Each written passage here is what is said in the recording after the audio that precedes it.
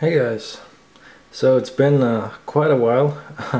I'm sorry about that. I had a computer meltdown, but it's finally time for a long overdue Blu-ray update. Now I've picked up a couple of Blu-rays in this period of time, so I do have a lot of movies to go through, and the crazy part is I've got more on the way. Got a couple of steelbooks coming in the upcoming months, so let's get to it, shall we? Alright, first up is 127 Hours by Danny Boyle, starring James Franco. Pretty excellent film, this, I think.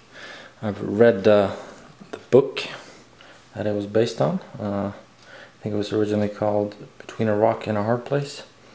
Yeah, it's just a very cool film. Very interesting, and it's kind of like the true story behind Saw, I guess you might say. Aaron Ralston got caught in this, under this huge rock, and I think most of you know what happened from there. It's very tough, but it's a very human movie with some very stylish photography, and yeah, just very gripping, and it really makes you value your own life, your own time in this world, your own skin, as it were. So there's 127 Hours. And next up, it's 300, The Complete Experience, a beautiful digibook version from Warner Brothers. 300 is an awesome movie, not exactly a masterpiece, but it's a lot of fun, very cool. And I just noticed this was region free, so I couldn't pass up. Absolutely gorgeous digibook here. It's actually kind of embossed with sort of grain, so you can actually feel his helmet, and it really pops when you take a look at it when the sun hits it and everything. It also comes with some very insightful information in this booklet as well. Pretty cool.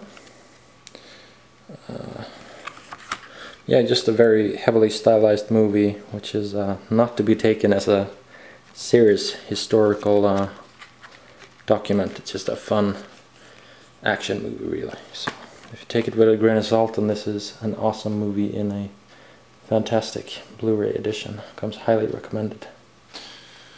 And after that, another digibook version from Warner Brothers. It's A Clockwork Orange, one of my absolute favorite Stanley Kubrick movies. This is the anniversary edition. Comes in a kind of a matte digibook, very smooth, quite nice. Nothing is embossed or anything like that. It's got this sort of, I usually take off these sheets in the back, but it's got a nice photo there of the Droogs as well. I've read that this is not the world's greatest Blu-ray transfer, but it's okay, I guess. So figured, what the hell. I've never had A Clockwork Orange on Blu-ray previously, so I figured why not get this pretty sweet digibook edition. So yeah, my favorite Stanley Kubrick films are The Shining, A Clockwork Orange, and of course Full Metal Jacket. I've not seen Barry Lyndon yet. I need to check that one out. I did see 2001, but I don't know, not my kind of film. It's kind of, I've only seen it once, so perhaps I need to see it again. But for now, it's Clockwork Orange for me. Next up, Across the Universe. Movie musical based on the music of the Beatles. Came out in 2007. This was a favorite for Boxy, I believe. I don't know, I just really dug this movie. I thought it was very cool how they were able to take some of the songs and lyrics of the Beatles, considered like timeless rock classics, I guess, and yeah, just really transfer them to a modern tapestry. I mean, it's set in the 60s and everything, and it really talks about living in the 60s, the turbulence of the time. But it's done with kind of a modern flair, and I do love how they adapted the songs, how they like pulled off new versions of them but still made them work in the context of the movie. The lyrics are a bit literal at times, like they take stuff very literally, but still I think this is beautiful. Yeah, a beautiful musical, and I love the approach they took to this. So that's Across the Universe. Next up is Batman Year One from DC Animated Features. This is an awesome movie. It's quite short. I think it's only like an hour and a few minutes or something like that, like 61 minutes or whatever. But really, really good. It's based on Frank Miller's graphic novel with the same name. And it deals with Bruce Wayne's first year as Batman and Jim Gordon fighting corruption in Gotham City. Comes highly recommended, can't recommend this enough. It also includes a short film about Catwoman, which is also very cool. It's about 15 minutes long. But if you can acquire this one, then it comes highly, highly recommended. Definitely check this one out. And after that it's Black Death, starring Sean Bean. Do you think he'll survive this movie? We'll see. It's from the director of Creep and Severance. And it deals with basically the old Black Death, the plague, back in the Dark Ages or Middle Ages or whatever you want to call it. Very, very interesting movie. Interesting thematically. You got a lot of characters here with their own motivations, their own beliefs, their own religions, and they kind of clash, making for a very, very brutal, dark, interesting sort of horror thriller, I guess you might say. I thought it was very, very interesting. Great characters, great acting. Really one of the best films of the last year, I believe. So yeah, there's Black Death. Check it out for sure. After that, it's Chronicle. This is the Play.com Steelbook edition. I loved Chronicle, thought it was very cool. It's about three teenagers who were digging around in a hole in the ground when all of a sudden they come across some strange artifact, sort of a big glowing rock. And yeah, it ends up transferring powers to them. They get telekinetic powers, so they can move items with their minds. And they also eventually learn to fly by sort of moving their own bodies, I suppose. Yeah, this movie comes highly recommended. Very cool. I really loved it. What I really love about this movie is that you've got three characters who they begin as sort of strangers, and you get to know them virtually scene by scene, moment by moment, as they develop their powers and they learn the implications of what they're capable of. And it's not realistic in that sense, in the superpower sense, but I think it is sort of emotionally realistic. I do believe in these characters, like you do really buy into them, like this is what three teenage guys would do if they had those sort of powers, you know? I know that's what I would do, probably. But anyways, one of the guys ends up having some emotional issues. He's not the most fortunate guy in the world, so to speak, so yeah, he ends up abusing his power. And there's a picture of him crushing a car. Yeah, he just you really follow his journey. It goes darker and darker, deeper and deeper, and it's very, very intense, very tragic, very powerful. The only thing about this movie that might take you away from it just a little bit is that the special effects are not Michael Bay quality, let's say. It's a little bit sort of green screen warning in some scenes, but still I think it's a good enough movie that yeah, you're still sort of invested in the thing. So comes highly recommended. This cover artwork and the movie really reminded me of a dream I once had. I remember one of the best dreams I've ever had in my life was I was myself living exactly where I live in Sweden. Nothing had changed, everything was normal. I was out walking, and all of a sudden I could just fly. I just knew how to fly. It felt perfectly normal, felt perfectly natural, and it felt 100% realistic. Like I really believed I was flying, and it was a fantastic feeling until I woke up. So yeah, that sucks. But Reliving the Dream. It's after that it's a classic from Mama. It's Forrest Gump, starring Tom Hanks. Don't think this movie needs much of an introduction. Really a classic movie, pretty fantastic. Like I always sort of came and went with Forrest Gump. I thought it was really a good movie when I was younger, but I don't know. It didn't really it didn't really do anything for me until I saw it again recently, just like a year ago or so, and I really picked up on it. And it's really a fantastic movie. I mean, it's got pretty much everything. It goes through the time period beautifully, and it's got a fantastic soundtrack. I mean, this is like the best of classic rock music ever, really. So that really helps take you back to that time period, I think. So yeah, Forrest Gump, really quite an awesome movie if you stop and look at it. And speaking of awesome movies, next up is Gangs of New York from Martin Scorsese, starring Cameron Diaz, Leonardo DiCaprio, and Daniel Day-Lewis. Also an awesome movie.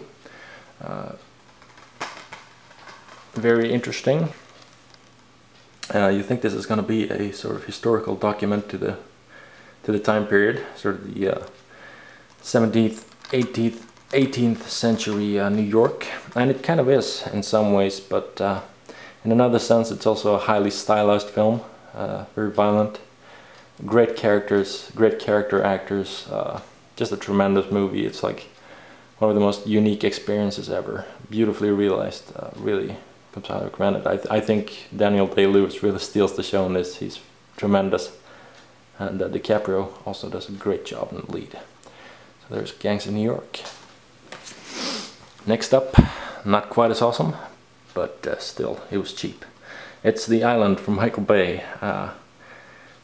Being that this is a Michael Bay movie, you know pretty much what to expect. It's a loud movie, full of explosions, full of action, very stylized, very slick. But I don't know, I really dug this. I mean, it's kind of like Logan's Run in some ways, but a more modern version of that. It's about a society of people who live in a sort of a bubble. They are not part of the real world per se, but they're all beautiful, they're all pampered, and they start to question their existence. And of course, two of them manage to break out into the world, led by Ewan McGregor and Scarlett Johansson. So yeah, don't want to spoil anything else, but Sean Bean is also in this movie, and will he survive this one? Who knows? Yeah, very cool, high octane, very like sexy movie. I really like Michael Bay's movies. Like, they're just good fun action movies. You can just, like, I don't know, throw them on at any given time and just shut your brain off for a while. So there's The Island. Next up, picked this up recently. It's King Kong. This is the 100th anniversary collector's series digibook edition from Universal. Quite beautiful. It looks exactly like the extended edition DVD cover that we had here in Scandinavia. There's the back of it.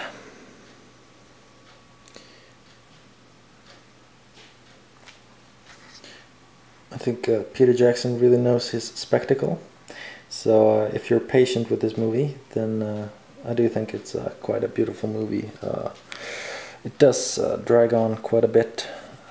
Some of the stuff is far too much slow motion-y, so to speak. But still, overall, I think it's quite a good movie. Very, very ambitious take on King Kong. I don't think it... I don't know if this is better than the original or not. I think I like both versions. I like this one for the just the hugeness of it, the massive scale to it and everything. It's really big emotionally as well. But the classic is the classic, you know what I mean? Anyway, this edition comes with both the original theatrical cut and the extended version. Comes with a beautiful digibook here with lots of inside information. Technical triumph. Two different worlds brought to life. It talks a lot about creating New York, creating Skull Island, Andy Serkis's role as King Kong.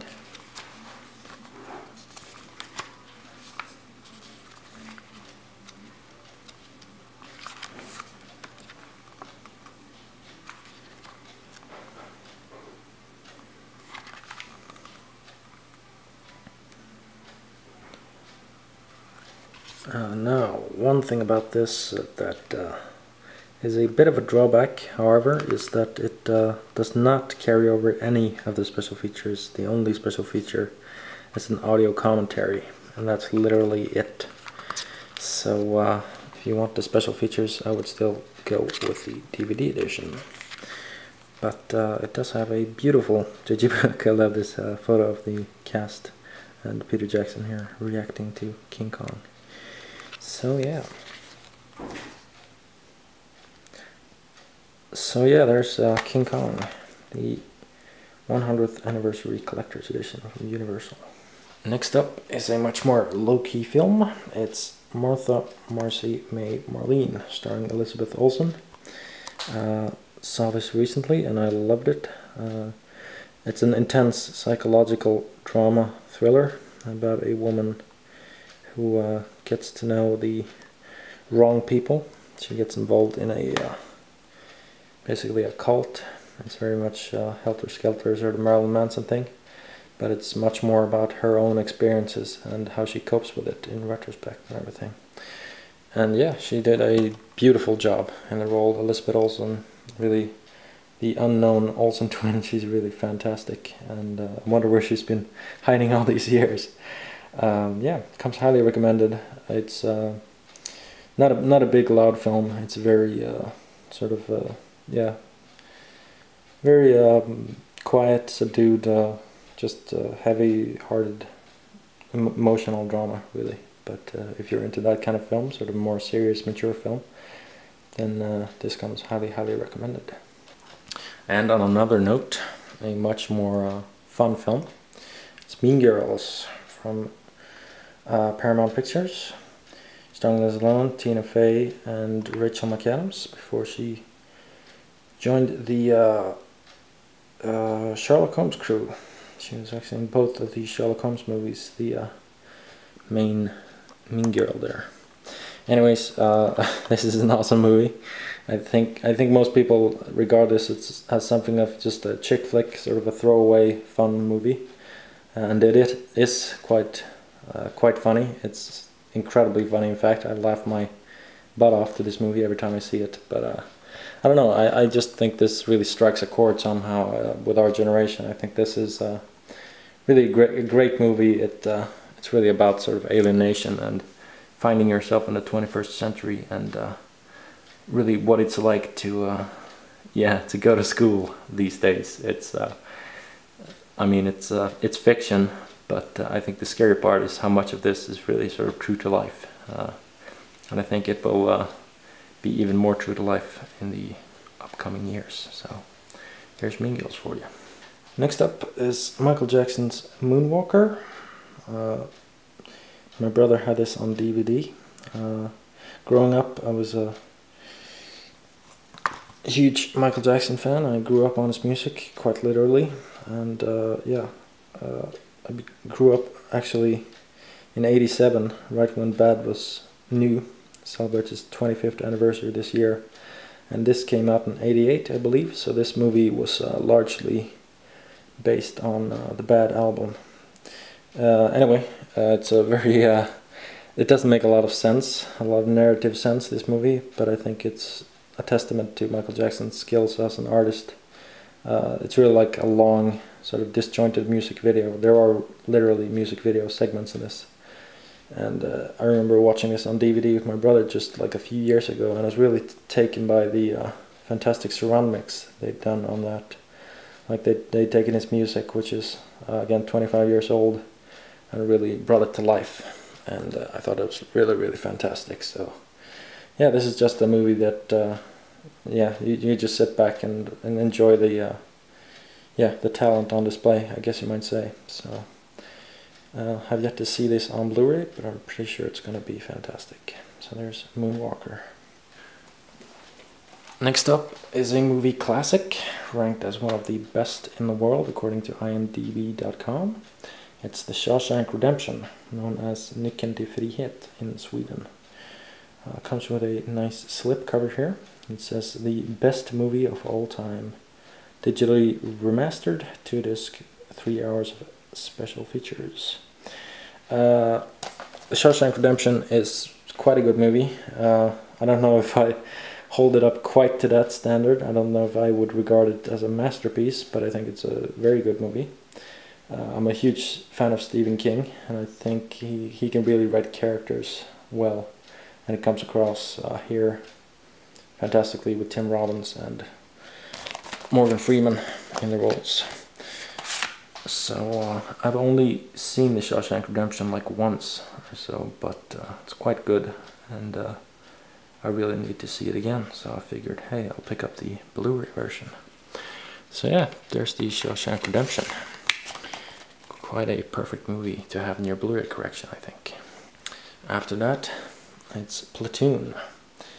Platoon is also kind of goes in the same category with me. I've seen it once, I think, caught it on television, and it's quite good. It's about the Vietnam War, and this is really regarded as probably the most true-to-life Vietnam movie. Oliver Stone himself served in the Vietnam War back in the day, and he's really made a really harrowing, personal, dramatic, retelling of. I mean, some things are sort of fictionalized for the movie or heightened for the movie, but on the whole, it's really based on the true experiences of the Vietnam veterans, and for both the Vietnam veterans and the people of Vietnam, it was horrible war, really truly awful in every sense, and it comes across in this movie. So I think if there's anything to be learned from this, it's that you should be careful who you wage war on, and what your motivations for going into war are, because that should really always be a last resort. It's something we want to avoid entirely in the future, hopefully. Now for something much more lighthearted and fun.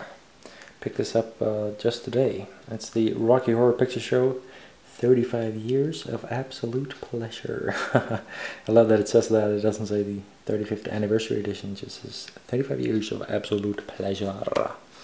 Yeah, Rocky Horror Picture Show, again, I've seen it once, but it's kind of a movie that you never forget. It's totally cult classic. And when you see it, you, I don't know, it's just very memorable, very out there, very bold, very fun. It's just, you know, you're pretty much sort of partaking in a tradition, really. So, yeah, it's just unforgettable. Tim Curry is really a chameleon in a lot of ways. And yeah, thought this would look nice on Blu-ray, sound even nicer probably, and it was way cheap. So yeah, there's the Rocky Horror Picture Show. And another fun movie from exactly 10 years later. It's the Return of the Living Dead, the new Blu-ray edition steelbook from the UK, limited special edition steelbook. Back from the grave and ready to party. I did see this already. I did check this out with my sister, and we loved it. It's not the world's greatest Blu-ray transfer or anything. It's not gonna knock your socks off, but I think they did a fairly good job with it anyway, and it comes with a beautiful steelbook version. I believe they restored the original soundtrack in this as well. But I wasn't aware there was even an alternate soundtrack to begin with, so I'm not a connoisseur of the Return of the Living Dead. So, but anyway, also comes with this beautiful inside art there, very cool. Tarman and everyone, and this little booklet here, which also has some very cool pictures. I really love these. Talks about the cast. You got behind the scenes photos. And you even got a little mini comic book there, based on the movie. Very, very cool cast, all that stuff. So Return of the Living Dead is just a lot of fun, just an awesome 80s movie. Take it with a grain of salt, and yeah, just go watch it and have a blast, because that's what it's all about. Next up, also from the UK, is the Scream Trilogy box set. Picked this up today. Did not see any of these on Blu-ray yet. I'm very excited to see what they will look and sound like. I honestly never regarded Scream as... I mean, I love the movies. I love the first one. I really love the second one. The third one is not so great, but I really like the fourth one as well. But technically they were never like the most beautiful visual movies in the world, but that's okay. Totally alright. And I've had a couple of DVD versions so far, so should be interesting to see them on Blu-ray. Very cool. I love how they've done this. It's kind of like a police report here about Ghostface. So comes in this beautiful matte box. The word Scream and the mask are slightly embossed. Very nice. But other than that, it's all matte. And this part slides out here. And it says, "Don't answer the phone, don't open the door, don't try to escape." Very cool. There's the Ghostface mask. There are your movies. There's the mask again. And then they just come in regular Blu-ray editions. Looks something like that. Just one disc each. Not a lot of special features. You do not get the Inside Story documentary, which I believe comes in the American version. But that's okay, because you can easily watch that on YouTube. And that documentary is also very cool. Check that out if you can. It's called Scream: The Inside Story. I can give you a link to it in an annotation here. But yeah, there's the Scream Trilogy box set. Like I said, the first one is really awesome. I think the first Scream really sort of defined and redefined horror at the same time. I know when I was younger, right when I was growing up and coming into my teenage years, Scream was all the rage. I mean, I would watch that movie again and again with friends and family, and yeah, it was just a lot of fun. Very, very cool. And I like Scream 2 even better, so gotta have this one. Scream 3, on the other hand, is not quite as good. I think it lacks the sort of energy and humor of the first two movies, which is sad. But it's an okay movie. I mean, I've seen a lot worse, but yeah, it's just kind of dry and a little bit boring. But yeah, there's the Scream Trilogy. And to round things off, of course, I picked up Scream 4, a double play edition. No special features on this whatsoever, which sucks ass, but whatever, it's okay. I can live with that. Yeah, I really loved Scream 4. I saw this in theaters and it was a lot of fun. Like, I don't know, some people love it, some people hate it. I really loved it. I thought it really fit nicely into it. It's really like they skipped the third one and just went right back into the heart of 1 and 2. And yeah, it's incredibly tongue-in-cheek. It's really with the ages. This movie screams 2011. What with all the remake talk and all that stuff, and yeah, it's just a lot of fun. It's incredibly violent. It's very cool. One thing about this movie that kind of let me down a little bit is the ending. Like, there's a moment in this movie where you see the potential for a really great ending, but then they kind of take the safe route, and it's okay, I guess. But I think they could have done a lot more with this, and they could have really sort of kickstarted a whole new interesting trilogy. But if they do a Scream 5, then I will definitely go watch it as well. I'm just, I don't know, I'm just not expecting huge things from it. So yeah, there's Scream 4 for you. Next up is a double pack. It's the Sherlock Holmes 2-film collection. Contains Sherlock Holmes and Sherlock Holmes: A Game of Shadows. Quite good movies, these. I like them a lot. They're fun, energetic, action-packed takes on the old classic Sherlock Holmes, and I think this is right up my alley. Like, I don't know, I'm the kind of guy who, if you give something a modern spin, a modern twist, then I'm always there for it. Like, you can take anything, almost literally anything, sort of dust it off, throw it into the 21st century, and it's right up my alley. I don't know about you guys. I mean, I understand that some people feel that a classic is a classic and regarded in high regard and everything, but I don't know. I really dug these. I think Game of Shadows was also quite good. It's a bit slow in the first half, but it gets better and better with each scene, and I love that there's a foe in the Moriarty that can finally sort of best Sherlock Holmes. So yeah, these were not too cheap, to be perfectly honest with you, but I figured, okay, what the hell, I'm gonna buy them anyway, and they did have tons of special features. They're modern, great Blu-ray quality, like everything about this is really awesome, and I really like just having them collected in one small slipcase, so perfect for our movie night. There's Sherlock Holmes. Next up is The Shining from Stanley Kubrick. I mentioned this earlier. Really a classic movie, not much to say about this. The only thing I can say about this particular Blu-ray version, which I have not seen yet, I mean not this literal Blu-ray, is that it's the American version. If you've seen The Shining, or if you're aware of sort of the history of The Shining, then you know that there are two different versions of The Shining by Stanley Kubrick. I'm not talking about the Stephen King version, the miniseries. I'm talking about this movie by Stanley Kubrick. The American version is longer. It's 2.5 hours or something like that, and the European version is only roughly 2 hours long. So there's a half hour missing from the European cut, and I was not aware of that until I saw this a few years ago, and my chin just dropped. Like, The Shining is regarded as a really classic horror movie all over the world, even up here, and we've all seen it like a dozen times over here, but we've always seen the European version for obvious reasons. So when I saw the American version, I was like, holy wow, it's like unearthing a treasure.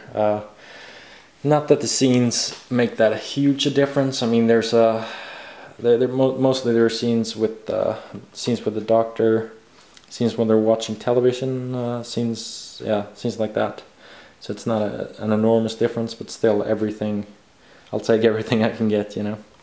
There's also a scene in this where I think she runs into the, Wendy runs into the ballroom, or dining room perhaps, and it's full of dusty skeletons. I'd never seen that before, and I was really surprised and delighted by that scene. So, The Shining, get the American version.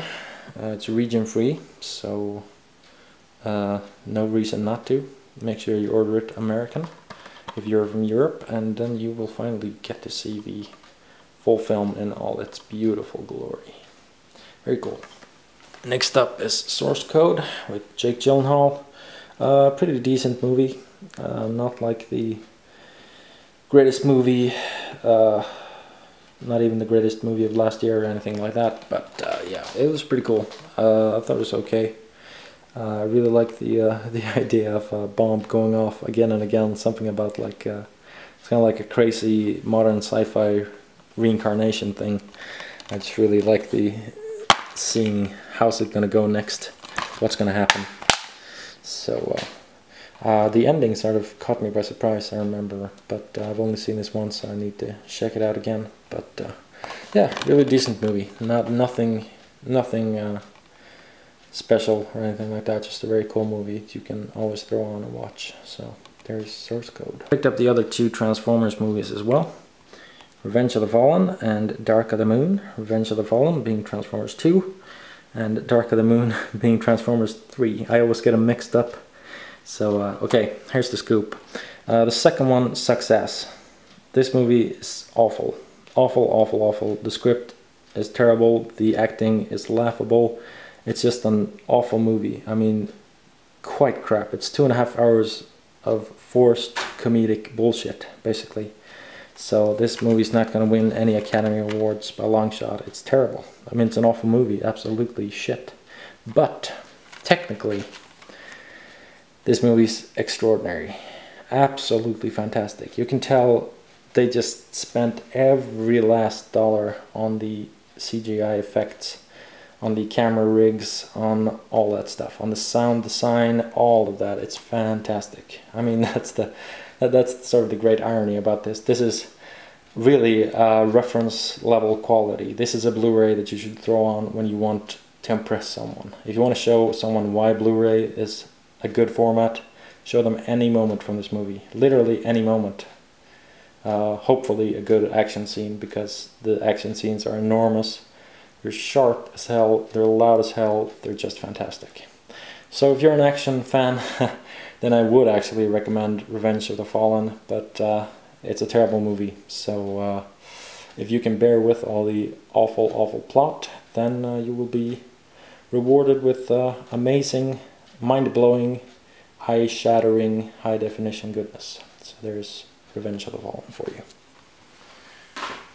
And Dark of the Moon, it's a bit better than, I mean, it's an okay sort of movie. I mean, it's still not very good, not as good as the first one, but it's a little bit better than the second one. And again, technically, I think it's all here. I did not see this Blu-ray yet, and I need to watch this because I'm expecting great things from this. Again, on a purely technical level, the CGI, the camera work, the sharpness, the sound, all of that stuff. So should be quite phenomenal on that level. But again, not a great movie if you're looking for plot or story or acting or anything like that. But that's okay. I mean, sometimes you just need to watch shit blow up, you know. It's just I don't know. It's just fun. Not all movies have to be Shakespeare, you know what I mean? So Dark of the Moon does get an okay for me. Not a thumbs way up, but it does get an okay approval from me. Not the worst movie I've ever seen, by far. Next up is V for Vendetta, from the Wachowski brothers, starring Hugo Weaving and Natalie Portman. Really a tremendous movie. I always dug this one. Very cool. It's very rich thematically, based on a graphic novel. It's very rich visually, great acting, and yeah, it's just a very interesting movie. I love the plot. It's very interesting. It's very compelling to watch, and yeah, it's really become a symbol, sort of the counterculture, I guess you might say. Anonymous, the masks of V and all that stuff. Even if you're not into heavy-handed political messages or anything like that, I still think V for Vendetta is a very cool movie. You can just watch it, take it for what it is, and it's still a lot of fun and very cool. Natalie Portman is incredibly talented, very beautiful. Hugo Weaving is not quite as beautiful, but he's also incredibly talented. So very cool movie. And yeah, I just figured, since my DVD, I did have a DVD of this, I swear I did, went lost somewhere. I mean, someone must have stolen it from me. I picked up the Blu-ray. So there's V for Vendetta, very cool movie. Next up is War of the Worlds. Before you cry foul, before you think what the hell War of the Worlds, isn't that like Tom Cruise and Steven Spielberg's worst? I'm gonna say no. It's not the best either. It's not the world's greatest movie, but I think it's quite decent. I think it's rare of Tom Cruise to do something which is really down to earth, a really human sort of performance, as human as it gets, from Spielberg and Tom Cruise, I guess. And also, I watched this. I didn't even watch a Blu-ray, but I did watch sort of a high-definition sort of dupe, I guess you might say. Let's not get into that. But anyway, this movie has extraordinary sound design. That's what I really discovered when I was watching that, and wasn't even a Blu-ray. So this is gonna blow your roof off and shake your house into oblivion. I really like it as well. It does get quite emotional at times, and yeah, it's quite a decent movie. Not the greatest ever, but it's quite okay. So there's War of the Worlds. Okay, so let's end it on a high note. Ending it with one of the best of last year. That's X-Men First Class. Awesome movie. Absolutely terrific. I just love this movie. I'm not a huge comic book guy. I mean, I'm familiar with X-Men and all that stuff. I'm familiar with Spider-Man and Marvel Comics and all. So I am vaguely familiar with the story and the characters and all that stuff. But I think they really did a fantastic job here. The director also directed Kick-Ass, I believe, and he really got this. I mean, this is, yeah. What do you say about this? I love the era. I love how it ties into actual history. That makes it incredibly relevant. It's very stylish. It's a very kind of James Bond throwback kind of style, but it also feels very modern at the same time. The actors are absolutely great. I was not expecting great things from these two guys, actually, for some reason. I don't know why, but James McAvoy and Michael Fassbender are both tremendous, just absolutely awesome. And this movie, yeah, comes highly recommended. It kicks all sorts of ass, this movie. It's great, it's epic, it's wonderful, it's classic, it's comic booky, it's but it stands on its own 2 feet as well. It's just a really good movie. So X-Men First Class is really poignant, really beautiful, epic, awesome, and should be decent viewing, I think. I mean, it's a plus if you're into the comic books, I suppose. But I think pretty much anyone can watch this movie and be entertained by it. So yeah, there's my Blu-ray haul for this time. Sorry it took such a long time to upload this, but yeah, I'm gonna try to get back on track a little bit from now on. I may do some scattered Blu-ray updates now and then, but we'll see. So yeah, thanks for watching. I will be back soon. See ya.